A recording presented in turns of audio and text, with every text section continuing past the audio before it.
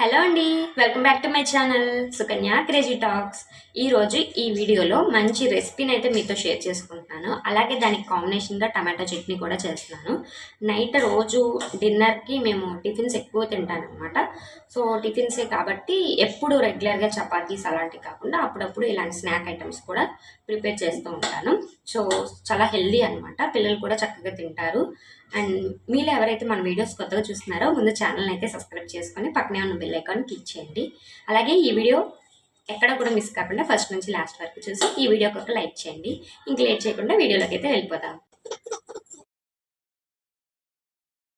ముందుగా ఒక బౌల్ తీసుకొని దాంట్లో అయితే 1 కప్పు శనగపిండి, అలాగే 1 పావు కప్పు బియ్యపిండి అయితే వేసుకున్నాను.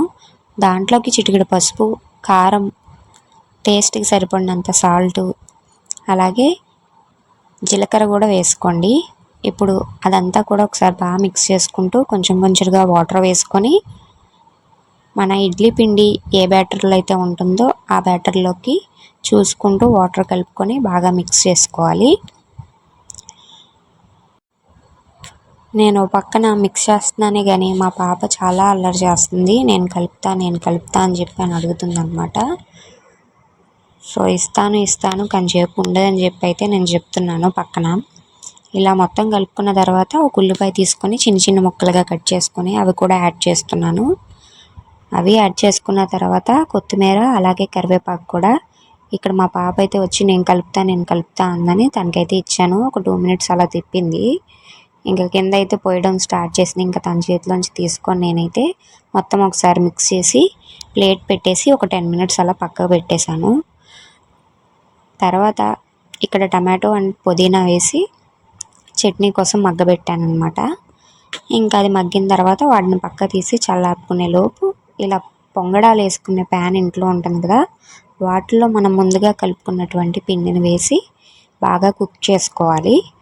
నేనైతే కొంచెం బటర్ అయితే వేసుకున్నాను వీటిల్లో.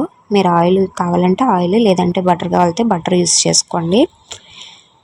ఇలా పిండి అంతా కూడా వాటిలో వేసేసుకున్న తర్వాత ప్లేట్ పెట్టి మగ్గనిస్తే లోపలికల్లా బాగా కుక్ అవుతాయి. ప్లేట్ పెట్టి ఒక 5 మినిట్స్ మీడియం ఫ్లేమ్లో కుక్ అయిన తర్వాత ఇలా ప్రతి దాన్ని కూడా టర్న్ చేసుకోవడమే. ఇలా టర్న్ చేసుకున్నవన్నీ కూడా మంచిగా ఫ్రై అయిపోయిన తర్వాత ఇంకా తీసేసుకొని మనం ప్లేట్లో సర్వ్ చేసుకోవడమే. ఈజీగా ఎప్పుడైనా మనకి నీరసం అనిపించినప్పుడు, ఎప్పుడైనా ఎక్కువ లెందీగా ఏ రెసిపీ చేయలేనప్పుడు ఇలా ట్రై చేయండి. టేస్ట్ చాలా బాగుంటాయి. దీంట్లో కాంబినేషన్ అయితే టమాటా చట్నీ కానీ పల్లీ చట్నీ కానీ చాలా బాగుంటుంది. మా పాపకి టమాటా చట్నీ ఇష్టమని అదైతే చేశాను. సో మీరు కూడా ఈ రెసిపీని తప్పకుండా ట్రై చేసి ఎలా ఉందో కింద కమెంట్ సెక్షన్లో కమెంట్ చేయండి. అలాగే నా వీడియోస్ నచ్చితే ఛానల్ని సబ్స్క్రైబ్ చేసుకొని ఈ వీడియోకి ఒక లైక్ చేయండి.